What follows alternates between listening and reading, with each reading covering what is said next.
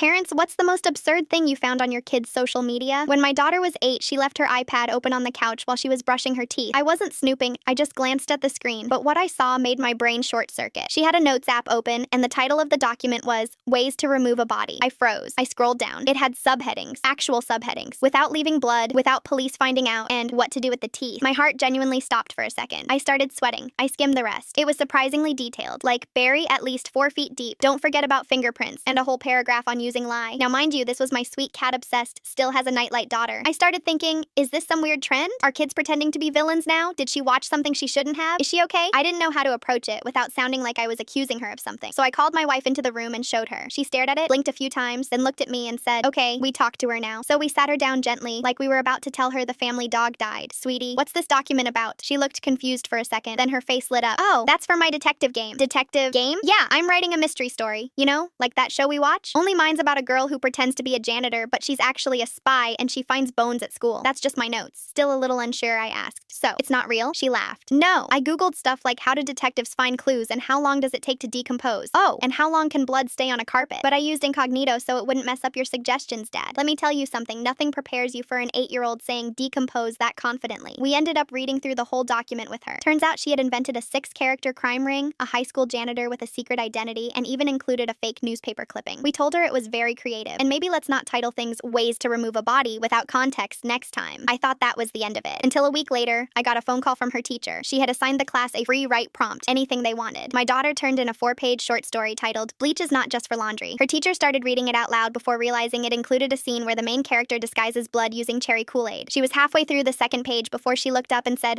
maybe this one's better as a quiet read. We had a parent-teacher meeting that Friday, but the kicker, and I am not making this up, is that her story ended up getting entered into a statewide young writers competition. Not only did she win 3rd place, but one of the judges apparently emailed the school asking if the author had a background in forensics. I still have that document saved. So yeah, the most absurd thing I've ever found on my kid's device? A borderline criminal master plan that turned out to be a wildly detailed murder mystery written by a kid who still thinks broccoli is spicy. We now monitor her Google searches less for safety and more just so we can sleep at night, and honestly, I wouldn't be surprised if Netflix comes calling one day.